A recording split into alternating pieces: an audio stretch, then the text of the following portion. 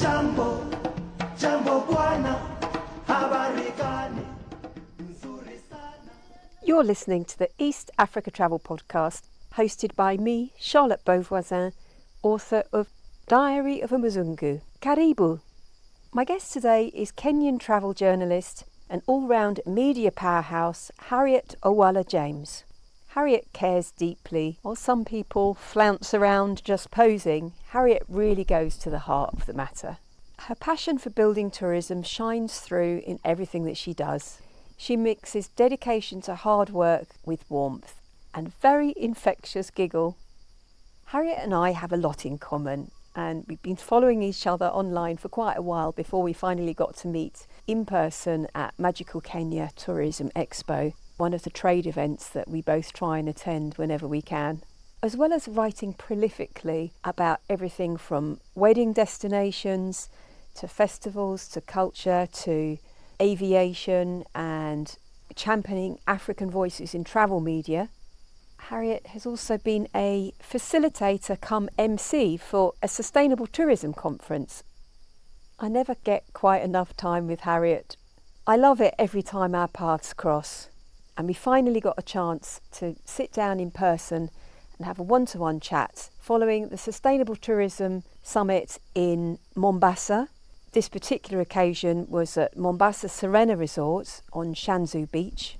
How I got to that conference is the topic of a whole other podcast episode, because keen to keep my carbon footprint to a minimum and also to have an adventure, I decided to travel by road and rail.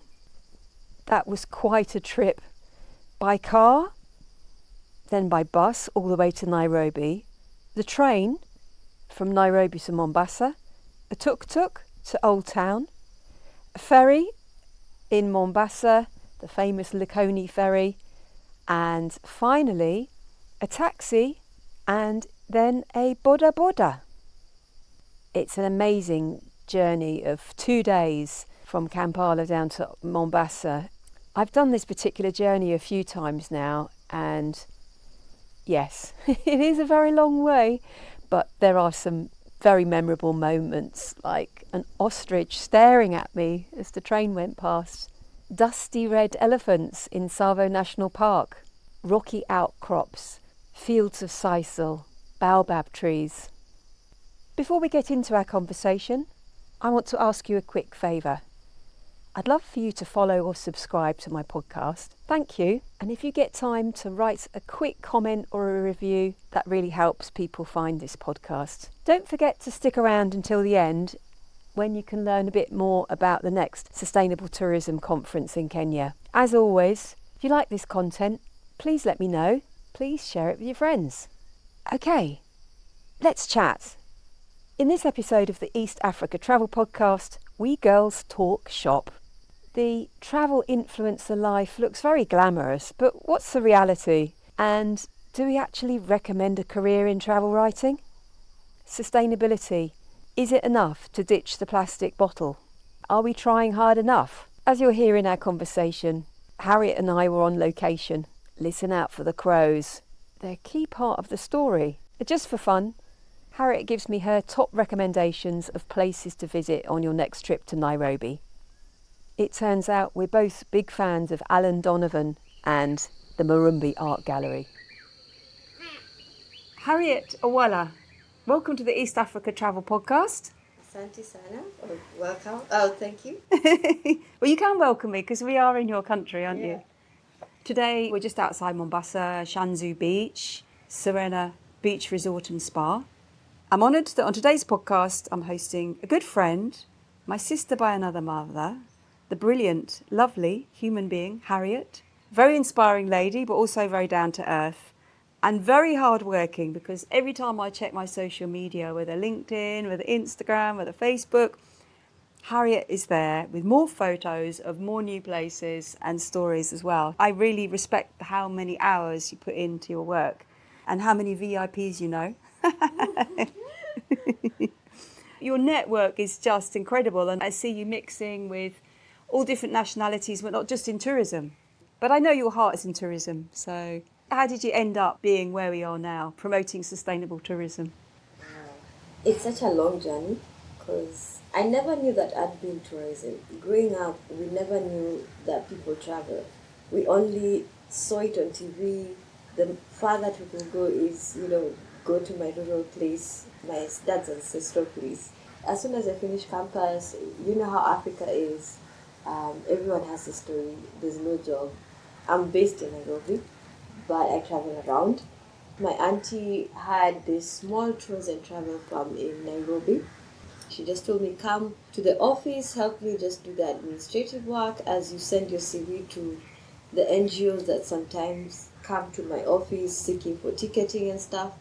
So I just saw it as an opportunity to get a job. I just found myself immersed in tourism, learning about destinations and all.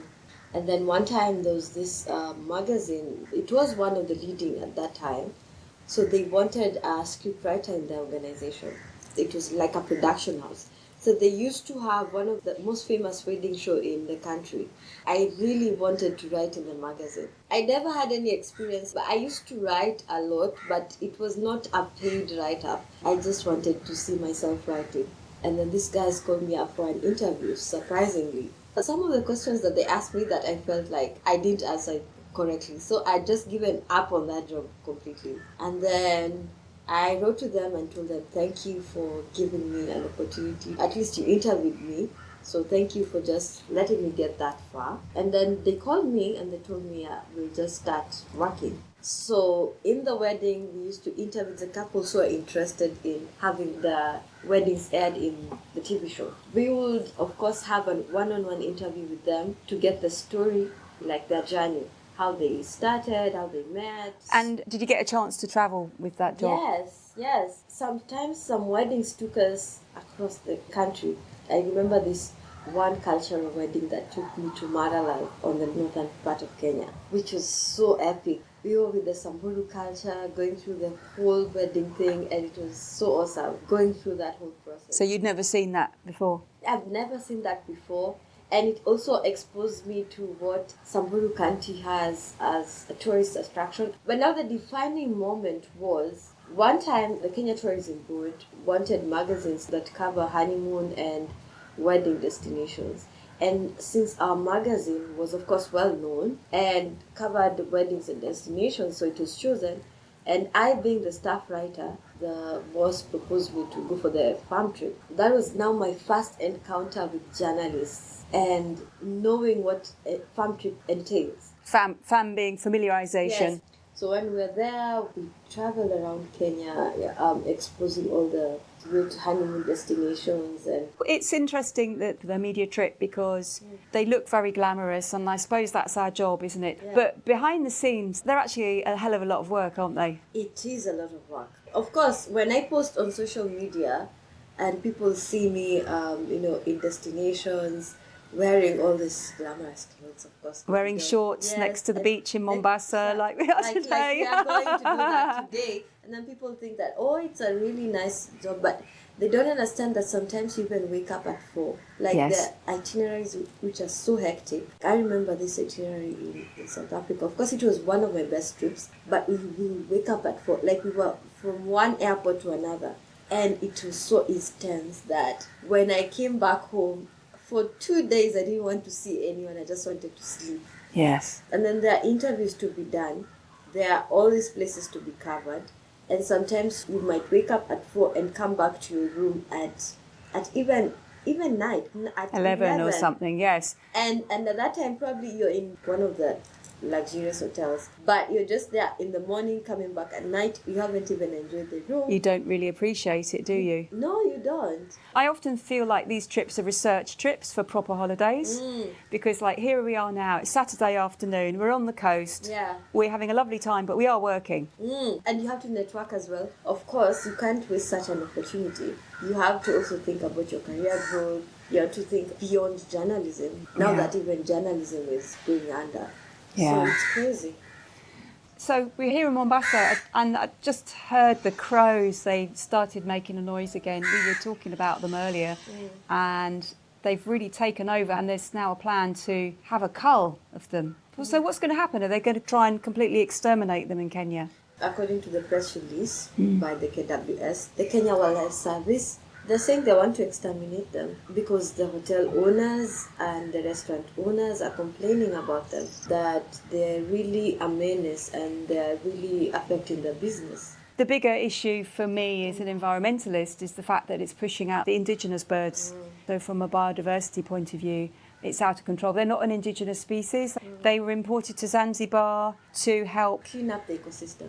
So they're scavengers. They do have a function, but in this huge number, it's a problem. Yes. So personally, that's where, as also an environmentalist and a conservationist, I have that conflict of interest with my human nature, because the truth of the matter is they're annoying.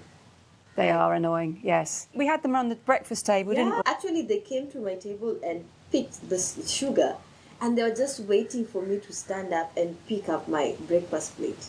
You can't live like that. They are a problem. I was just in the reception, actually, and a monkey came in and it put its hand through the bars of the cage of the parrots, and it was eating the food. Are you serious? Oh my God. So how do you fix it? That means that someone has to come up with a way of how we can live together with them. Yeah, human-wildlife conflict is real and on the increase. When people talk about human-wildlife conflict, I used to just think of elephants and all that. But it's also this thing like birds that you feel are not useful to you at the moment because you're finding them as an inconvenience. But that's also conflict because it's making me uncomfortable. It's out of control. Yeah. People... When you come here, you want to just enjoy. You don't want to deal with monkeys. You don't want to deal with crows. In as much as, of course, they are beautiful and they add up. But it is fun. I mean, it is fun. We take our pictures of the monkeys scampering along the edge of the swimming pool. You see them occasionally, but the staff are very diligent and making sure they are a photo opportunity and no more than that. Yeah. I also wanted to ask you, as a Nairobi resident, what do you think the top 3 things to do are in Nairobi, whether you live there or you're a visitor? The water park, Magic Water Park. I think that's one of our highlights. Hang on, but you don't swim. I don't swim, but I have done that. I've gone through that experience. The beauty is that a beginner, they can actually help you go through the whole process. Okay, oh, that's good to know. That's how I've managed to go through all these things. But as a beginner, you can actually do that because it's just sliding through and getting wet and going through swings to inside the water, which is not deep but shallow somewhere. And you also have a floater, so you can drown. Oh, okay. It's such an amazing experience. The other place is the national park. So Amaji Magic is in Karen, is that right? Yes, it's in Karen. Right, I haven't been there. Okay, and your second recommendation is the national park? Yes, I always recommend people to visit the national park because that is the first entry to wildlife. It's affordable because it's near you. Of course, you have to pay park fees, but the fact that you won't spend so much money going elsewhere to look for. You don't have to drive far, you don't have to pay for a lodge. And then the backdrop of the city, it just looks so nice. And it is a proper wild space. Yes, it is. There are rhinos, lions. The only thing that's not there is the elephants because, of course, the space. But you'll find everything there. I had a fantastic safari there. I'd love to do it again. It's always amazing. Like for me, because of work, I always find myself there more times. And there are a number of conservation organisations that are headquartered along Langata Road, where you have the entrance to the park, I think, as well. Yeah. So and they're doing a good job in just fighting to protect that space. You know, people are greedy nowadays. Even our Huru Park. In the centre of town. Someone wanted to actually grab them. It's prime land, isn't it? I mean, it must be extremely valuable. So you're thinking, why do you want to commercialize everything? Like, why do you want to take up the only green space that we have? In the centre and of I town. also want to recommend people to visit the gardens. They've done it so well, but I just hate the fact that they wanted to commercialize it. But it's a nice little lung, isn't it, in the centre of Nairobi.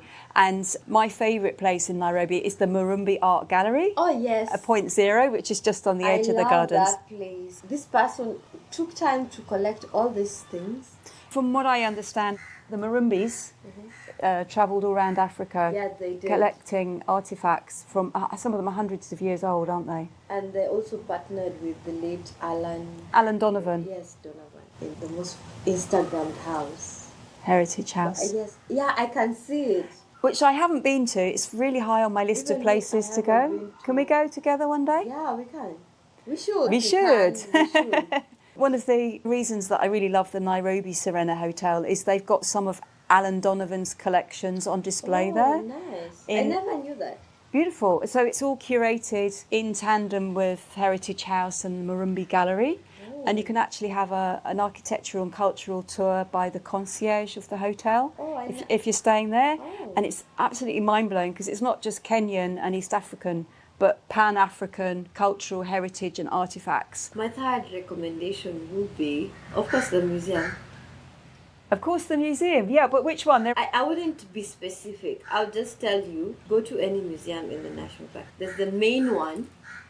National Museum of Kenya. The main national museum. There's the archives. You can National also Archives. And then there is also in Karen, there's Karen Blixen. Karen Blixen Museum, yes. One of the presenters at the summit is a lecturer, and he asked me whether we should recommend travel writing as a career to his students. From a journalistic perspective, I feel it should be a course. We need more locals to write these stories.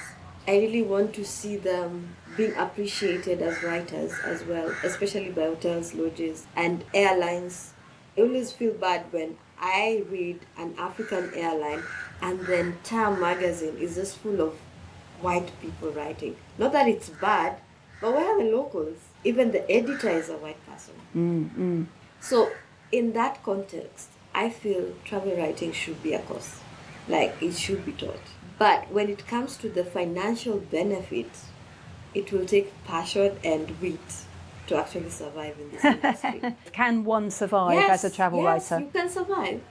But it depends with what is your motivation in doing this. Because if it is money, I promise you won't even last 1 year. You need to be creative enough to find out ways in which you can actually sustain yourself while still accomplishing your call and your passion. Because it is tough, let's not lie. And then the people think that, since you're a journalist, you don't deserve to be paid. Isn't the freebie enough? You're not taking me on a holiday when I'm coming to your hotel. It's work. I need to experience this whole thing. So it's not just about the hotel, but the destination.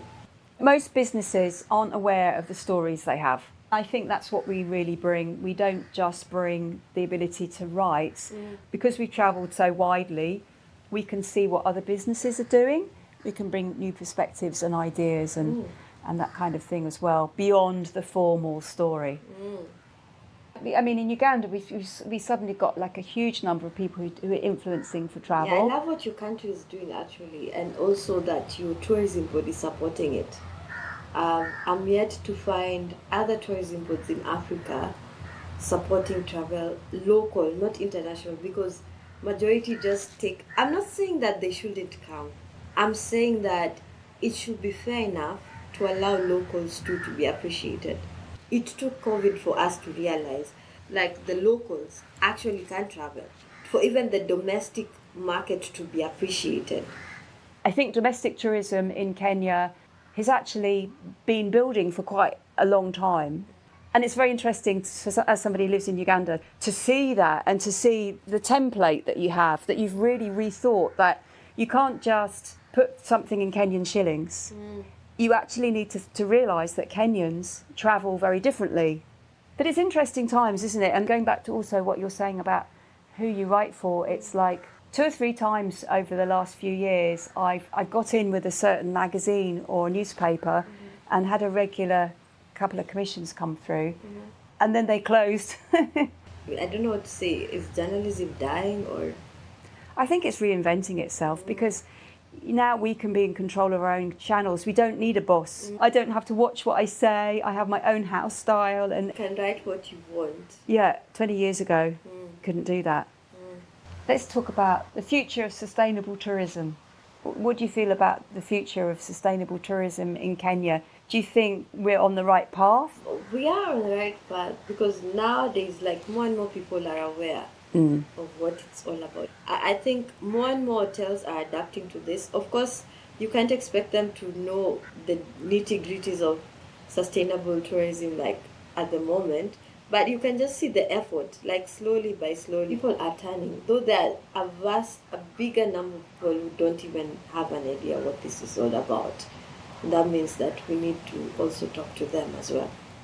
It's good that we're moving away from single-use plastic, but I feel that we're also spending far too much time thinking about things like that. I see it in Uganda, and it's like somebody gives you a metal water bottle, and it's a start, yeah. But at least I think we should appreciate that people are learning. Like, it comes in slowly. Yeah. At least they're not using plastic bottles. At least they're not littering parks. Because if we start passing such judgment on people, then they'll just think this thing is complicated. But when we appreciate the small things that people are doing, it's more in the motive that we are trying, and we're trying to be sustainable. I feel we are still progressing. Like, I feel that there's hope. I think it's only 1% of accommodations have got an ecotourism Kenya rating, but that's still a lot more than 10 years ago. Where there's 0. Yes, I think this whole certification thing's quite tricky because there are so many systems from all around the world. It is. Like, you can't expect someone who's addicted to smoking to just leave smoking. You have to appreciate, like, they haven't smoked for 2 hours, or they haven't smoked for 3 hours. Going back to the question that I had about travel writing, the lecturer's clearly thinking about job opportunities for his students, and I actually kind of tried to talk him out of it in the sense that it's not easy to earn a living as a travel writer. Even as a blogger, it's not. No. You've taken 15 years, yeah. Right now, everyone in Uganda knows about you. Like, you're at least in the tourism circles. When we're advising young people on opportunities and all, we need to let them know that it takes time. Media as a whole is changing. And then editors are paying less now. Yeah, and that's partly because there are more people coming up, and partly because of the digitisation. I do hesitate to recommend it because Even of the financial insecurity. Even me, like, from a local perspective, you want more people to write about travel, locals. But from a financial perspective, it's not something that I'd recommend for everyone. I'd recommend it as a side hustle. Like, please have a main hustle. And the other thing that we haven't touched on yet, of course, is ChatGPT and AI. Yeah. How do you feel about that as a writer? Sometimes ChatGPT helps you, probably when you're doing like a small business, like for me, and I don't know how to write a business proposal, and you just write, show me how to write a business proposal, and you just find this word. It's suddenly there on the screen. It's there. And right now people are also doing like, they're writing books from ChatGPT, and it's a nice invention. But the thing is, as a writer, it can phase you out in the sense that businesses now prefer using ChatGPT as opposed to hiring you to help them with their communication needs and stuff. At least journalism has adapted to it. Oh, they look so nice, the baby. There's lots of monkeys around us now. I remember one time I wrote thank you so much for your assistance. And then the response was like, sure, don't mention it. As it was like talking to a friend. I'm like talking to a very brainy friend. I think it's a sign you need to get out more. Yeah. Harriet, thank you for being guest on the East Africa Travel Podcast. There's so many things that we have in common and other things that we can talk about, but hopefully I can invite you back again in the future. Of course. Why not? And when are you coming back to Uganda to see us? I really want to come to Uganda and do a couple of things. You have tracked the gorillas Yes. and the chimps. I want to go to Entebbe. Mm-hmm. There are a couple of islands over there that I would really love to explore. And also go to the chimpanzee sanctuary. Ngamba Island Chimpanzee Yes, Sanctuary. yes. I would really want to go there. Yeah, it's definitely worth it because you get a boat from Entebbe, you cross the equator as you're going across Lake Victoria, and then you can even stay overnight. And yeah, so the whole of the island is dedicated to the chimps. One of the things I love about Kenya is how ahead of Uganda you are. Yeah. So for me, it's a real learning experience. I think you have travel writers who are better at writing English, let me say. Okay, yes. Yeah. Yes, that's the one. And I think that Kenyans are much better travelled. You know, I worked with a tour operator in 2011 in Uganda, and we had... Oh, nice. I was working in Kampala, but helped host a group of Kenyan tour operators. Wow. And it really opened my mind to how adventurous you are. Because when I moved to Uganda, like, Ugandans weren't travelling. It was like going on safari was a white people thing. Bird watching was a white people thing. And the Ugandans who travelled were just coming to here to Mombasa or going to Dubai. They were not going to the national parks at all. So that's changed over the last 5 years, say. And I think COVID is the biggest driver in Uganda. Of course, you know your country better than I do. But I've been watching Kenya for a long time, hoping that we would follow your leads. But also, you know, you were showing us the role models. It's like, yeah, of course black people can go on safari. Why not? Why not go camping? Why not be just as adventurous as Europeans? Yeah, I look forward to collaborating with you more and travelling with you more. Yeah, I hope it won't be so long before I meet you again. A big thank you and asante sana to Judy Kefagona. She is the founder of Sustainable Travel and Tourism Agenda in Kenya and founding CEO of Ecotourism Kenya, an organisation that's really taught me a lot about sustainable and responsible tourism in East Africa. I was thrilled to be guest speaker at the summit, and if you're at all interested in building sustainable tourism in Africa, I highly recommend this annual summit of like-minded people from across the continent and actually across the world, where we share ideas and best practice and challenge ourselves to travel better. Incredibly inspiring. Big thank you, Judy, and your team for hosting me and for creating this amazing platform. To get an idea of the kind of topics that we talk about, you might want to check out the film The Last Tourist. Very powerful film, and Judy is one of the contributors to that. You've been listening to the East Africa Travel Podcast, hosted by me, Charlotte Beauvoisin, author of Diary of a Mzungu. Thanks for listening. If you've enjoyed this episode, let me know and share it with a friend. I'd love a review on Apple Podcasts. I'd love a 5 out of 5. You can rank the show on Spotify as well, or leave a comment, perhaps on my blog, Diary of a Mzungu. See you next week. Hakuna matata.